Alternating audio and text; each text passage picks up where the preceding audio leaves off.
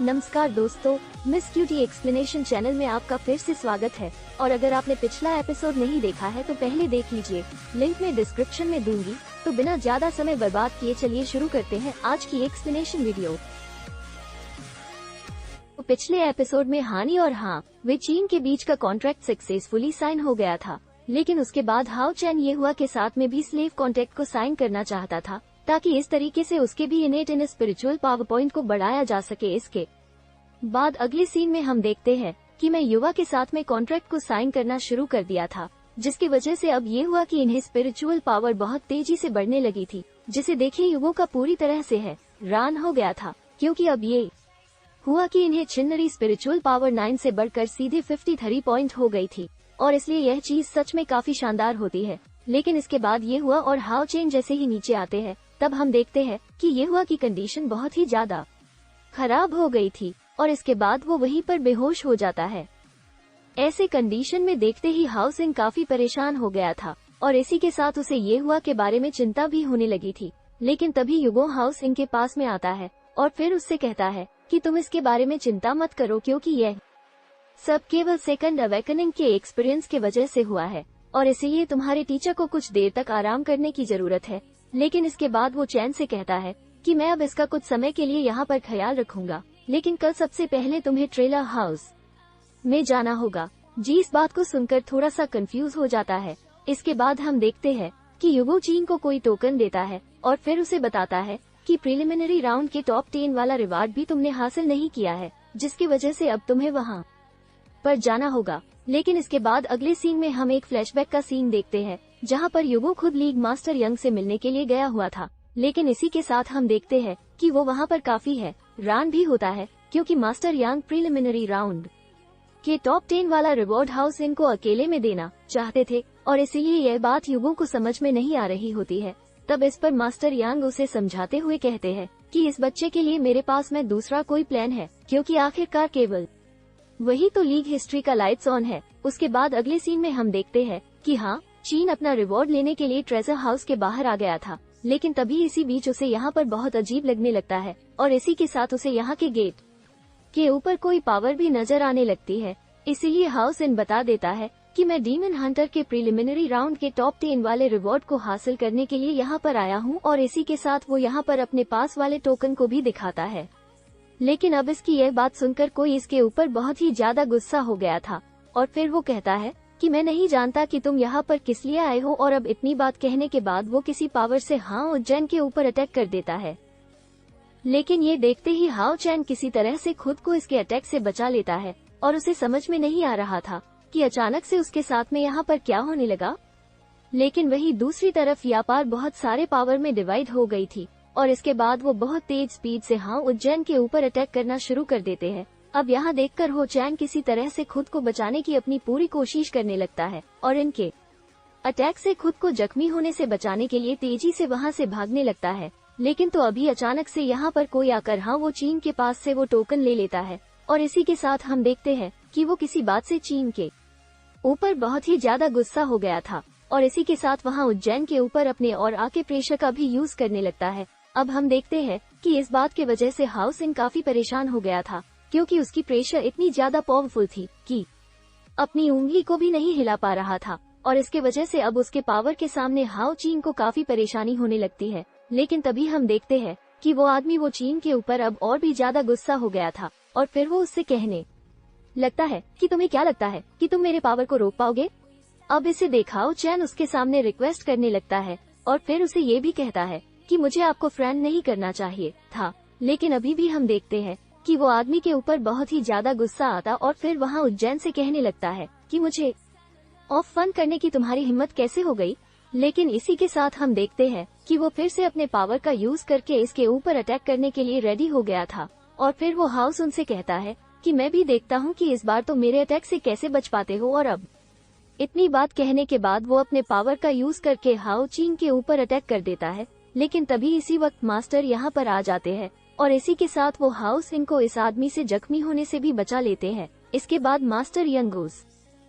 आदमी से कहते हैं कि होली मून तुम शांत हो जाओ, और इसके बाद हम देखते हैं कि जहाँ जगह पूरी तरह से शांत हो जाती है, लेकिन इसी के साथ मास्टर यांग होली मून से कहते हैं कि तुम फिर से अपने यंगर जनरेशन को भूली करने के लिए यहाँ पर आ गए। इसके बाद होली मून हाओ चैन से कहता है कि तुम बहुत ही लकी हो, क्योंकि मास्टर यांग ने ठीक समय पर आकर तुम्हें मेरे हाथों से बचा लिया। और अब इतनी बात कहने के बाद वो यहाँ से गायब हो जाता है। लेकिन अभी भी हम देखते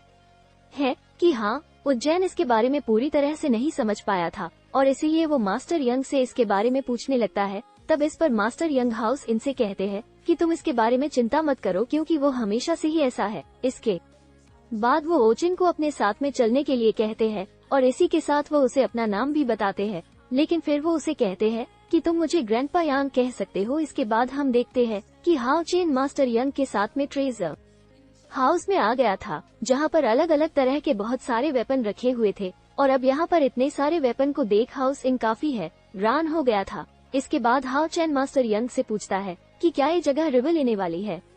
तो अब इसकी यह बात सुनकर मास्टर यंग उसे इस जगह के बारे में बताने लगते हैं और फिर वो कहते हैं कि यहाँ पर हजारों सालों के अलायंस के सभी ट्रेले पड़े हुए हैं, जो कि यहाँ पर उनके आने का इंतजार कर रहे हैं। इनके पास में बहुत ही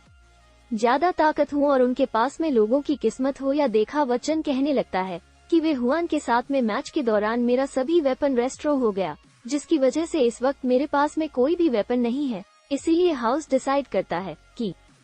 इस बार वो अपने लिए कोई अच्छा सा वेपन चूज करेगा, नहीं तो इसके वजह से आगे होने वाले सभी गेम के अंदर उसे बहुत ही ज्यादा दिक्कत होगी। लेकिन तभी इसी बीच मास्टर यंग उसे यहाँ पर 108 आते हैं और फिर बताते हैं कि इसे स्वैप साइड वो कहा जाता है। सॉरी से 9th रैंक वाले धर्मगौड़ के तूफान के ऊपर कहा गया था और इसीलिए इसका दूसरा नाम है। एक्सट्रीम स्पीड भी दिया गया है। और इसके बाद वो हाउस इनसे कहते हैं कि तुम इसे ट्री कर सकते हो। अब मास्टर यंग की जहाँ बात सुनकर हवा चेन उस तलवार को लेने जाता है, लेकिन तभी हम देखते हैं कि वो तलवार वो चीन के हाथ में नहीं आती और फिर हाउस इन जब कभी भी उसे लेने के लिए जाता वो उसके हाथों से गायब हो जाती। तभी मास्टर यांग चेन से बताते हैं कि हर एक वेपन के पास में अपने मास्टर को चूज करने के लिए खुद का कोई क्राइटेरिया होता है। इसीलिए यहाँ देख मुझे लगता है कि जहाँ वेपन तुम्हें अपना मास्टर नहीं बनाना चाहता और इसलिए मास्टर यंग अब इस तलवार को उसके अपने जगह पर रख देते हैं। इसके बाद मास्टर यंग हाओ चीन को आइस रिंक इन ब्लेड नामोले किसी दूसरी तलवार को दिखाते हैं और बताते हैं कि इसे ड्रैगन बोन के टुकड़े से बनाया गया था, जो कि 10,000 सालों तक आइस के अंदर फ्रिज पड़ा हुआ था। इसी के साथ वो बताते हैं कि जहाँ तलवार जहाँ कहीं से भी गुजरती है वो जगह फ्रीज हो जाती है, क्योंकि असल में इस तलवार के अंदर कोल्ड आइस एट्रीब्यूट है। लेकिन हम देखते हैं कि जहाँ तलवार भी हाउस इनके पास में नहीं आ रही थी, जिसकी वजह से हाउस इन जान जाता है कि जहाँ तलवार भी उसे अपना मास्टर नहीं बनाना चाहती। इसीलिए वो चिन अब किसी दूसरे वेपन को खोजने का डिसाइड करता है। लेकिन तभी इसी बीच मास्टर यंग इसे लाइफ फन सील के बारे में बताते हैं और ऐसा कहा जाता है कि इस कोड मन गॉड के बोन से बनाया गया था, जिसकी वजह से इसके अंदर ऐसी पावर है कि इसके बारे में अंदाजा भी नहीं लगाया जा सकता है कि जैसे ही इसके बारे में पता लगाने के लिए इसको टच करता है, इसके अंदर इसे बहुत ही खतरनाक मोनी पावर दिखाई देती है। तो अभी मास्टर यंग भी हाउस इनसे कहते हैं कि इसके पास में बहुत ही खतरनाक पावर है, लेकिन असल में यहाँ पर इसके जैसे और भी बहुत सारे वेपन है जिनको की हट के द्वारा टेस्ट किया जाता है। इसीलिए मास्टर यंग हाउस इनको किसी दूसरे जगह पर ले जाने लगे थे, क्योंकि असल में इन्होंने हाओ चीन के लिए एक स्पेशल टारगेट चूज किया था। और इसके बाद वो हाउस इनको किसी गेट जैसे दिखने वाले जगह पर लेकर रह जाते हैं और फिर उसे बताते हैं कि जहाँ पेंटिंग राइडिंग स्वीट वैली के अंदर ले जाती है, जहाँ पर पिछले 6000 सालों से एक मिरेकल स्लॉट पड़ा हुआ है और वो अपने लिए किसी काबिल मास्टर का इंतजार कर रहा है। अभी इतनी बात कहने के बाद मास्टर यंग इस पेंटिंग को एक्टिवेट कर देते हैं और इसी के साथ वो हाउस इनसे बताते हैं कि यह अलायंस के सभी पावरफुल वेपन में से एक है, जिसको पाने के लिए बहुत सारे लोग अभी तक चैलेंज कर चुके हैं, लेकिन उसमें से कोई भी इसे पाने में सक्सेसफुल नहीं हो पाया। लेकिन अब इन सभी बातों के बारे में जानकर वो चैन भी काफी हैरान हो गया था और फिर वो कहता है कि आखिर यह कैसा टेस्ट है जिसे कि 1000 सालों में कोई भी पास नहीं कर पाया। अब इस पर मास्टर यंग उससे कहते हैं कि इस टेस्ट में तुम्हें अपने हार्ट को फॉलो करना होगा, क्योंकि केवल इसी तरीके से तुम इसके असली मीनिंग तक पहुंच पाओगे। लेकिन तभी इसी बीच हम देखते हैं कि होली मून भी यहाँ पर आ जाता है और वो अचानक से वो चीन को किक मारकर पेंटिंग के अंदर भेज देता है। अभी से यहाँ पर देख मास्टर यंग होली मून से पूछते हैं कि तुम अब यहाँ पर क्या करने आ गए। तो अभी इस पर होली मून कहता है कि इसके पास में इतनी भी ताकत नहीं है कि वो मेरे शहर की उंगली को भी टच कर पाए। लेकिन मुझे समझ में नहीं आता कि आखिर उसे इसके अंदर क्या चीज दिखाई देती है लेकिन तभी से भी हम देखते हैं कि मास्टर यान किसी बात के बारे में सोचकर काफी परेशान हो गए थे और फिर वो सोचने लगते हैं कि अगर हाउसिन भी इसके अप्रूवल को पाने में कामयाब नहीं हो पाया तब उसके बाद ही आप वेपन फिर कभी भी डेलाइट को नहीं देख पाएगा। वहीं दूसरी तरफ हम देखते हैं कि हाउसिन राइडिंग स्पिरिट वैली के अंदर आ गया था और इस जगह पर आकर वो काफी हैरान हो गया था, लेकिन इसी के साथ वो समझ चुका है कि अब यहाँ से मिर्कल सूअर का टेस्ट शुरू हो चुका है, क्योंकि इसके बारे में मास्टर यंग ने इससे पहले से ही बता दिया था। लेकिन तभी इसी बीच उसे यहाँ पर कुछ फेस लिखे हुए दिखाई देते हैं जिसमें लिखा था कि यह चीज हट से जन्मा है और ये चीज हट के द्वारा क्रिएट भी की गई है। इसके बाद हम देखते हैं कि हाउसिन ऑफ इस टेस्ट को देने के लिए रेडी हो गया था और इसके बाद अब वो यहाँ से आगे की तरफ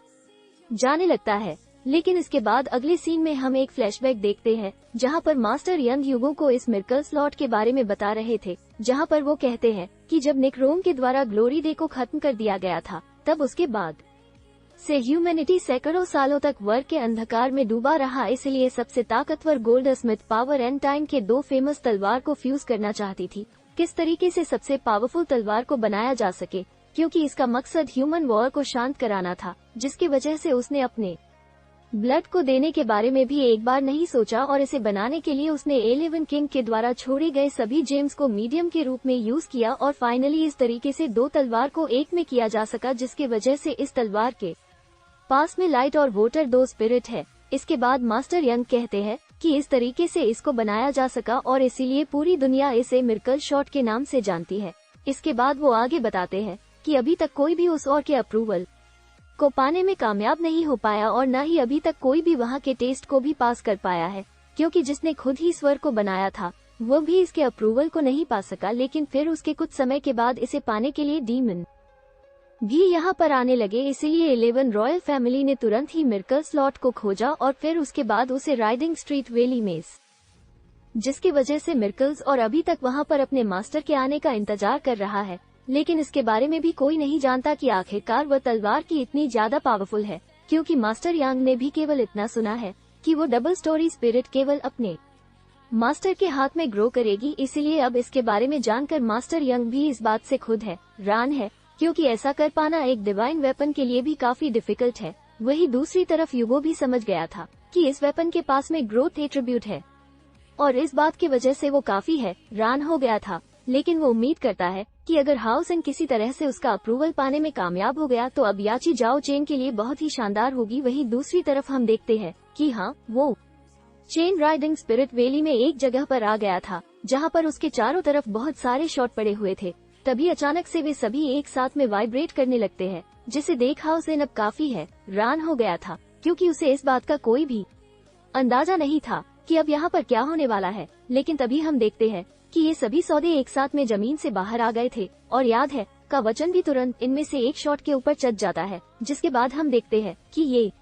सभी सौदे एक साथ में बहुत तेज स्पीड के साथ एक लाइट की तरफ जाने लगे थे और इसे देखा वो चाइना पूरी बात समझ गया था। जिसके बाद वो कहने लगता है कि ये सभी 100 और एक साथ में उसी लाइट की तरफ जा रहे हैं, इसलिए हार्ट चेन अभी से पानी का डिसाइड कर लेता है। जिसके बाद हम देखते हैं कि वो तेज स्पीड से दौड़ते हुए उस लाइफ की तरफ जाने लगा था, लेकिन इसी के साथ अब उसके पीछे वाले सौर भी अपने आप टूटने लगे थे। इसीलिए ओचन आगे बढ़ने के लिए एक सौर से दूसरे स्टोव के ऊपर जंप करने लगता है और इस तरह से वो बहुत तेज स्पीड के साथ में लाइट की तरफ जाने लगता है। इसी तरीके का यूज करके हाउ चैन उस लाइट के बिल्कुल नजदीक आ गया था, जिसके बाद हम देखते हैं कि वो इसे पाने के लिए इसकी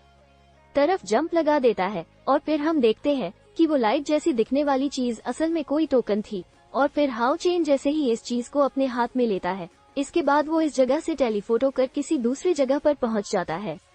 लेकिन अब वहां पर जाने के बाद इस टोकन की लाइट अपने आप ही बंद हो गई थी। इसे देखो चीन कहता है कि आखिर यह चीज क्या है,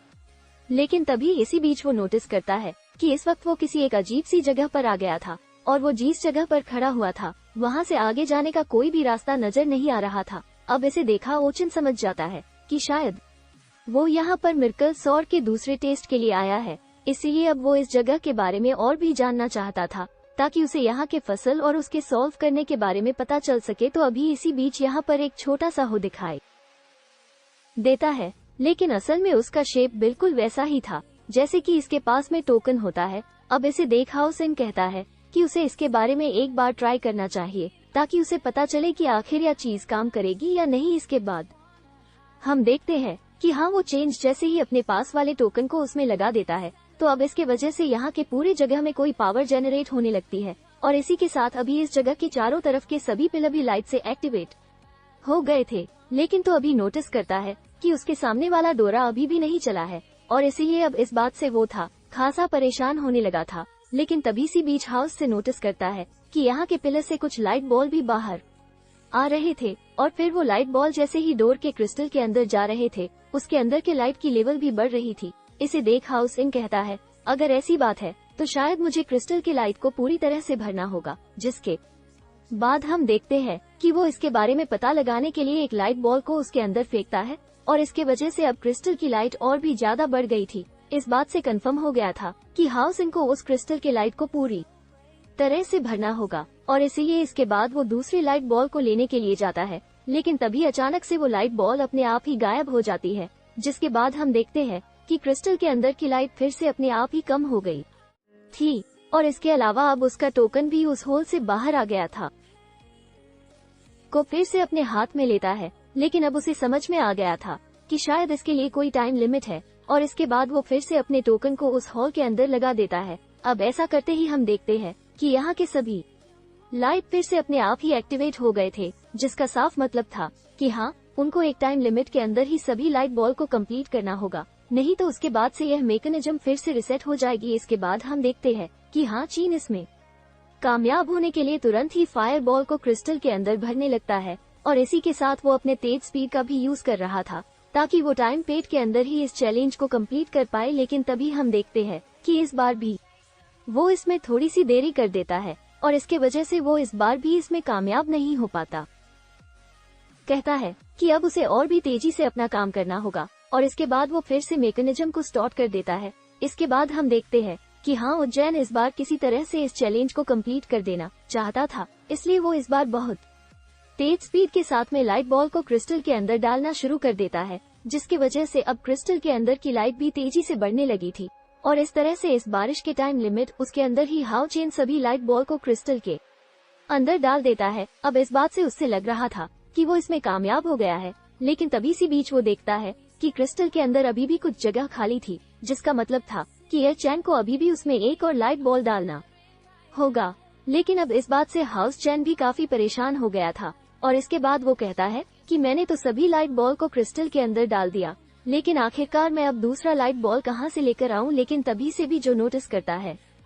कि उस क्रिस्टल की एक साइड वो फ्लो के ऊपर बनी हुई थी और इस बात से उनको उस फ्रेज के बारे में याद आने लगता है जिसमें लिखा था कि इसका जन्म हार से हुआ है और इसके अलावा यह सिचुएशन माइंड के द्वारा क्रिएट की गई है। इसके बाद हम देखते हैं कि हाँ, वो चीन को इन बातों का मतलब समझ में आ गया था और इसके बाद वो क्रिस्टल के बने सैकड़ों पर अपना हाथ रख देता है, जिसके बाद हम देखते हैं कि यह चीज अब एक लाइट बॉल में चेंज हो गई थी और इस तरह से अब इसकी मदद से हवा चैन उस क्रिस्टल को पूरी तरह से भरने में कामयाब हो जाता है। क्रिस्टल के अंदर के लाइट के कंप्लीट होते ही यहाँ के पूरे जगह में लाइट फैलने लगती है और इस तरह से यहाँ का पूरा फ्लो भी लाइट से जलने लगता है। लेकिन तभी सी बीच हम देखते हैं कि जहाँ के पिलर के अंदर से एक तेज लाइट बाहर आती है जो कि यहाँ से दूसरी तरफ जा रही थी। लेकिन इसे देखा और चीन अब इसके बारे में सोचने लगा था और फिर वो कहता है कि क्या ये लाइट मुझे आगे की तरफ जाने के लिए कह रही है। इसके बाद हम देखते हैं कि इसके बारे में पता लगाने के लिए हाउ चेन इसके किनारे पर आ जाता है, जहाँ पर वो देखता है कि यहाँ से आगे जाने का तो कोई भी रास्ता नहीं है। इसलिए अब इस बात की वजह से वो काफी परेशान हो गया था और फिर वो कहता है कि किसी स्पोर्ट के बिना मैं वहाँ पर कैसे जाऊँगा। लेकिन तभी से बीच वो यहाँ से जा रही लाइट को बड़े ध्यान से देखता है और इसके बाद वो यहाँ से आगे बढ़ने के लिए डरते हुए अपने पैर को नीचे रखता है, जिसके बाद हम देखते हैं कि उसके पैर के नीचे लाइट की एक स्पॉट क्रिएट हो गई थी और अब इसे देखते ही चीन काफी खुश हो गया था क्योंकि इसकी मदद से वो यहाँ से बहुत ही आसानी से आगे जा पाएगा। इसके बाद हम देखते हैं कि हाँ, वो चीन पहले तो धीरे धीरे आगे जाता है, लेकिन जब उसे पूरा यकीन हो जाता है कि जहाँ पर आगे जाने का एक रास्ता छुपा हुआ है, इसके बाद वो तेज स्पीड से दौड़ते हुए आगे की तरफ जाने लगा था, जहाँ पर हम देखते हैं कि उसके सामने कुछ ऊंचाई पर एक लाइट वाली गेट होती है और फिर हवा चेन तुरंत ही उसके अंदर एंटर कर जाता है। फिर अगले सीन में हम देखते हैं कि वो टेलीपोर्ट होकर अब एक दूसरी जगह पर आ गया था जो कि दिखने में बहुत ही अजीब लग रही थी। इसके बाद इस जगह को बड़े ध्यान से देखने लगता है और इसके बाद वो सोचने लगता है कि असली टेस्ट यहीं पर होने वाला है। अब इसके बारे में पता लगाने के लिए वो यहाँ से आगे की तरफ जाने लगा था, लेकिन तभी सी बीच हम देखते हैं कि जहाँ जगह अचानक से हिलने लगती है और इसके बाद यहाँ पर जो लाइट दिखाई दे रही थी वो अपने आप ही यहाँ से गायब हो जाती है। लेकिन इसके बाद हम देखते हैं कि अब उसके सामने उसका ही एक डुप्लीकेट आ गया था, जिसे देखते ही आओ चैन पूरी तरह से हैरान हो गया था, क्योंकि वो बिल्कुल इसके जैसा ही दिख रहा होता है। लेकिन तो अभी अचानक से वो अपने दोनों हाथों में तलवार ले लेता है और इसके बाद वो चीन के ऊपर अटैक करना शुरू कर देता है। लेकिन अब इसे देख वो चीन ने भी अपने दोनों हाथों में तलवार ले लिया था और इस तरह से वो अभी इसका सामना करने के लिए रेडी हो जाता है। इसके बाद एपिसोड यहीं पर एंड हो जाता है और अगर एक्सप्लेनेशन अच्छी लगी हो तो वीडियो को लाइक जरूर कर देना।